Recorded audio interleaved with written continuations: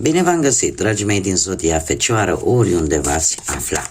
Bine ați venit tuturor pe canalul meu, Tarot Flori de Loto. Numele meu este Nina, pentru cei care nu mă cunosc. Și ca de obicei mă bucur să vă am alături la fiecare lectură. Azi voi face, așa cum v-am obișnuit, o lectură temporală, fără limită de timp. O lectură pe care voi să o puteți urmări oricând doriți sau atunci când apare în viața voastră. Desigur, dragilor, trebuie să nu uitați un aspect important, anume faptul că voi vă construiți viitorul. Așa că vă rog din suflet să luați decât acele mesaje care rezonează cu voi, iar restul lăsați-le să zboare în univers, pentru că sigur sunt pentru alte energii, alte persoane care într-o mai mică sau mai mare măsură au o legătură cu Zodia Fecioară. Așa că, dragilor, toți cei care aveți Soare, Lună, Venus sau ascendentul în Zodia Fecioară, atunci această lectură este de asemenea și pentru voi. Bun, și haideți să trecem la treabă și să vedem situația actuală. Dragilor, se pare că într-un trecut nu foarte îndepărtat ați avut parte de o stare destul de bună, de mulțumire, sufletească, materială. Acum, la modul general, ați avut o stare de mulțumire. Avem de asemenea aici pe Mercur, care îmi vorbește de o comunicare foarte bună, de poate ați văzut lucruri pe care înainte poate nu le puteți vedea, dar ați avut așa o parte de o agilitate mentală foarte bună. Poate că v-ați dat seama că de importanța unei persoane din familia voastră într-o anumită, sau de implicarea acestei persoane într-o anumită situație, situație familiară, da? Cum de asemenea, pur și simplu, unii dintre voi e posibil să fie avut așa o schimbare de mentalitate. Ce ar mai fi de spus? Faptul că, nu știu, poate ați făcut vreo investiție bună, poate ați cumpărat vreo proprietate, poate ați avut vreun câștig bun, da? Sau ați avut parte așa de un rezultat pozitiv în urma muncii voastre. În ce este în contra voastră, ca să zic așa, avem Luna. În contra voastră, eu aș spune că inconștientul vă cam joacă feste și sunt lucruri pe care tu nu le arăți lumii. Sunt lucruri care te macină. Sunt lucruri care nu le arăți, dar ele există acolo în interiorul tău și asta poate să-ți joace, așa cum spun spaniolii, o mala pasada. Adică îți poate juca feste dintre cele mai urâte. De ce? Pentru că mi-apare pe poziția a ce este în contra ta. Te poate împiedica să descoperi lucruri importante.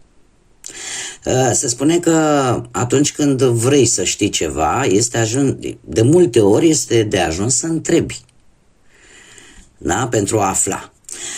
Avem descoperirea care îmi vorbește de lucruri ascunse, îmi vorbește despre acea situație în care poate vrei să clarifici o situație, poate vrei să afli un adevăr, poate vrei să, nu știu, să afli o soluție, doar că ce se întâmplă? Nu e ceva care te împiedică și îți joacă contra ta cumva. E posibil aici să fie o legătură, pentru unii dintre voi, să aibă legătură cu mama sau o persoană care are așa o atitudine un pic maternă vis-a-vis de voi. Și această persoană e posibil să aibă răspunsurile care voi le doriți. Da? Să aibă acele răspunsuri la frământările voastre. Da? Deci ori poate să fie mama, ori o persoană cu o atitudine foarte maternă vis-a-vis de voi. Și să vă scoată din toată această frământare interioară. Care este surpriza pentru voi, dragilor din Fecioară, în următoarea perioadă? Avem aici pe Marte. Se pare că veți fi foarte ambițioși într-o situație, aș spune eu, relaționată foarte mult cu un litigiu, cu o judecată, posibil cu un proces.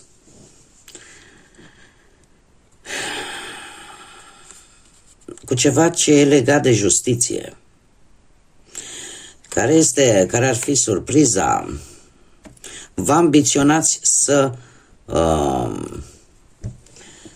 câștigați, ca să zic așa, ceva ce e relaționat cu o situație legală posibil sau pur și simplu vreți să aveți dreptate într-o anumită situație. Haideți să vedem, pentru că mi-arată intriga, dar nu mi-arată și răspunsul. Și legată de cineva posibil din zodia Săgetător sau eu aș spune că te poate ajuta, informațiile pe care tu le vei primi te pot ajuta să rezolvi poate acest litigiu, această dispută. Da? Dacă nu vorbim neapărat de o persoană, atunci vorbim cumva de caracteristicile zodiei Săgetător, da? Și atunci e posibil ca tocmai simțul ăsta al curiozității, al aventurii, te va face pe tine să afli informații care te vor ajuta cumva în acest litigiu. Bun, haideți să mergem mai departe și să vedem ce ne spune și tarotul. Și o luăm pe partea asta, îmi cer scuze pentru zgomot, vecinii mei nu le place să ridice scaunele, mobila și o trăște efectiv pe jos. Haideți să vedem pe partea asta profesională ce vine pentru voi, dragilor. Și avem un 7 de bâte. Într-un trecut nu foarte îndepărtat, 7-le ăsta de bâte vorbește de posibilitatea de a-ți deschide poate propria ta afacere. Și felul în care tu te impui într-o anumită situație pentru a deschide această afacere. Dacă nu vorbim de o afacere proprie, atunci pe partea asta muncii aș vorbi mai mult despre modul în care tu te prezinți, de exemplu, la un interviu, felul în care arăți, uite, eu știu să fac cu tare lucru, da, pentru a obține poate un job. În prezent, unii dintre voi chiar se pregătesc de o călătorie către alte țări, dar care au legătură cu locul de muncă, da? Nu știu, ori poate să vă căutați un nou loc de muncă, ori că sunteți trimiși chiar de firma unde voi lucrați.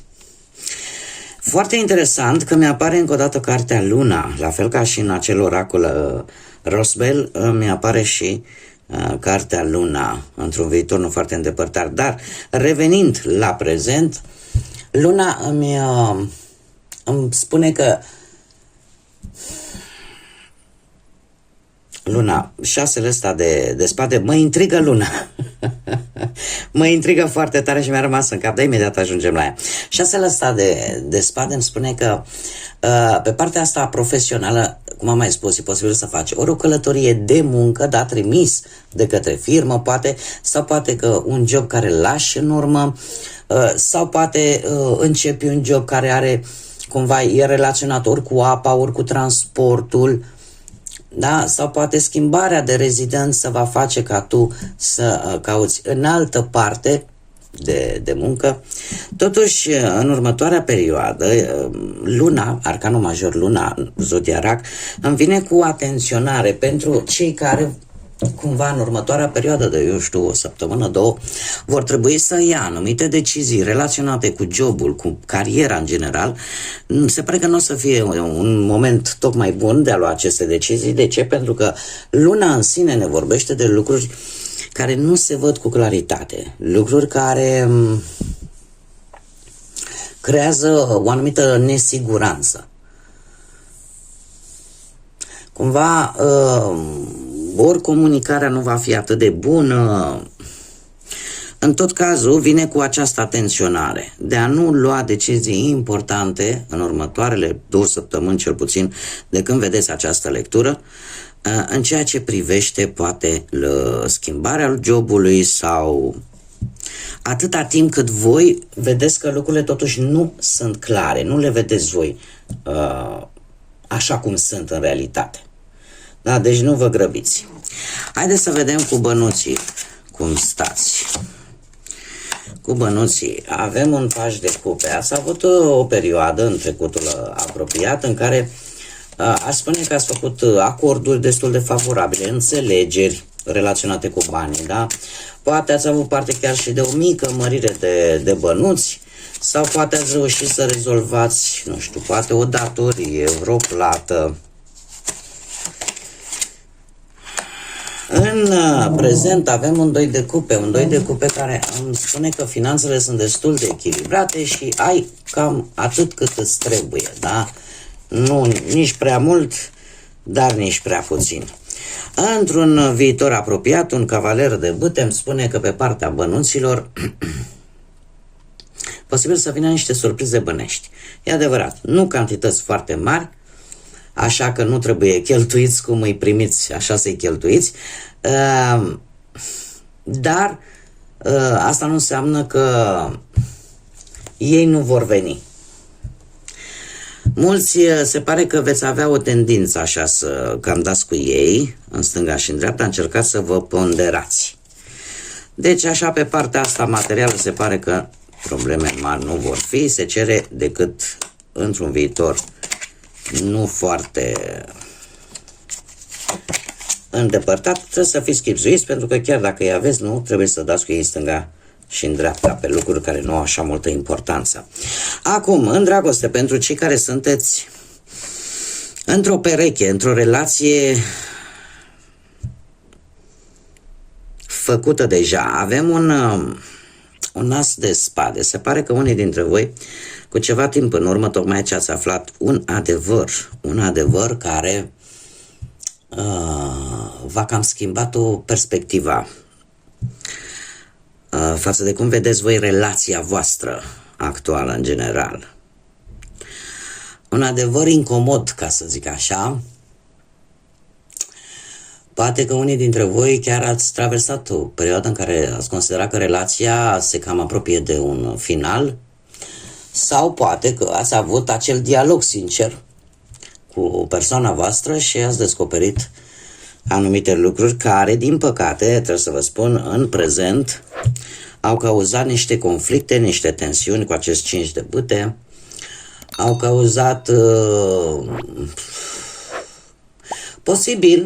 posibil pentru unii dintre voi, și aici mare atenție, adevărul pe care voi l-ați aflat să aibă legătură cu persoane care nu au nimic de văzut cu relația voastră, dar care, într-un anumit fel, v-a afectat relația voastră. Și în acest moment voi sunteți în conflict cu acele persoane și cu poate perechea voastră. Deci cumva, cu ghilimele de rigoare, vina să fie a altor persoane altor persoane mai mult decât vina poate a voastră sau a perechii voastre. Ce pot eu să vă spun? Faptul că în următoarea perioadă, într-un viitor apropiat, îmi apare ori o călătorie în străinătate, ori comunicarea cu străinătatea, ori pur și simplu un capitol se încheie din punct de vedere sentimental în viața voastră, cumva ceva se sfârșește, poate din cauza faptului că a ajuns la punctul său final. Ca și cum nimic nu se mai putea face. A ajuns la un final natural și lucrurile vor trebui să o ia de la capăt. Da? Din punctul ăsta de vedere relațional, amoros. Lumea, de asemenea, mai vorbește și despre venirea pe lume poate unui copil în relație și asta să schimbe toată conjunctura. Da? Alții, de exemplu, veți spune final, veți afla adevărul că de fapt sunt anumite persoane care intervin în relația voastră și veți lua decizia, să zicem așa, înțeleaptă, în care veți spune nu voi mai permite nimănui să intervină în relația mea, pe care eu mi-o construiesc după propriile mele valori și după propriile mele principii. Da? Și asta poate să simbolizeze. Acum, haideți să vedem pentru cei care sunteți singurei, cei care sunteți singuri în urma văduviei, poate, sau a divorțului, a separării, sau poate pur și simplu nu v-ați găsit jumătatea până acum. Dragii mei, voi ați traversat o perioadă acest 10 de monede pe planul ăsta amoros în care a apărut cineva în viața voastră, posibil, care are o situație materială foarte bună, ori care are o familie care e foarte bine suspusă, ori pur și simplu cu finanțele stă foarte bine. În prezent se preconizează începerea unei noi relații de dragoste cu această persoană, foarte intensă, foarte plină de dragoste, de sentimente puternice. Totuși, trebuie să vă spun un lucru. Că nu va dura, din păcate. Știu că nu e ceea ce vreți să auziți mulți dintre voi. De ce? Pentru că am un 10 de spade aici. Am un 10 de spade care ar zice că posibil să vă promită foarte multe, dar să nu își țină promisiunile. Iar asta să facă ca lucrurile să nu meargă chiar în direcția în care voi vă doriți. Acum, eu trebuie să fac o mică specificație, dragilor. Da, e posibil într-adevăr să vă promită marea cu sarea și să nu vă dea nici că marea, nici că sarea. Da? Iar asta să vă supere și să vă doară. Dar e posibil, de asemenea, să fie o situație în care să-ți promită o chestie mică pe care să nu o poată duce la îndeplinire sau pe care să nu o îndeplinească. Da? Și atunci la fel va apărea această carte. Aici trebuie să fac eu o mică... și sper să-mi intre așa în reflex, să o fac, mai ales când apar cărți foarte negative. De ce? Pentru că cărțile de tarot îți arată într-adevăr situația, dar nu îți arată intensitatea situației. Pentru că aici putem vorbi de o promisiune mică, nerespectată, care într-adevăr te poate supăra, cum de asemenea putem vorbi de o situație mult mai gravă, mult mai complexă, în care chiar ar fi putut să-ți promită, nu știu, cum am mai spus, marea cu sara și să nu-ți dea nici una, nici alta și atunci durerea este cu atât mai mare. Deci, indiferent, nu ne arată intensitatea supărării, a dezamăgirii. Da? Și aici voi trebuie să țineți cont de acest lucru. Acum, gândiți-vă la persoana dragă vouă, cine își dorește, desigur, nu este obligatoriu, la o persoană dragă vouă, o persoană specială și haideți să vedem ce gândește, ce frământări, ce întrebări are această persoană vis-a-vis de voi. Puteți să alegeți un număr de la 1 la 3 sau pur și simplu lăsați-vă ghidați de intuiție și să alegeți mesajul care considerați voi că este pentru voi de la persoana dragă vouă. Haideți să vedem. Nu îți pot da drumul, nu te pot lăsa. Da? E ca și cum ai spune, nu te pot lăsa să pleci. Nu pot renunța la tine. Sau nu pot să-ți dau drumul, pur și simplu. Al doilea mesaj. S-a terminat, cu semnul întrebării, o întrebare care și-o pune, probabil persoana inimii voastre. Ce ai văzut în mine? Cel de-al treilea mesaj. Sau ce consider că am atât de special? Da, probabil că se întreabă persoana specială din viața voastră. Și acum un mesaj general pentru toți dragii mei din, chiar două am aici, pentru toți dragii mei din zodia Fecioară, un mesaj general și îl spune așa: asumă-ți un risc și zboară. Îndrăznește să zbori. E un mesaj simplu care nici nu necesită prea multe comentarii. Și avem grijă de tine. Ai grijă de grădina ta. Sunt mesaje într-adevăr foarte relaționate cu grădina magică de unde vin. Dar așa, per general, sunt mesaje care te îndeamnă să ai mai multă grijă de tine, să ții cont de ceea ce tu îți dorești, în primul rând, de la viață, să ai mai multă grijă, poate, de sănătatea ta, de felul în care, poate, nu știu, te îmbraci sau felul în care te comporți, da? Deci, cumva să te gândești să începi să-ți dai timp pentru tine. Pentru tine, pentru ceea ce te face pe tine să te simți bine.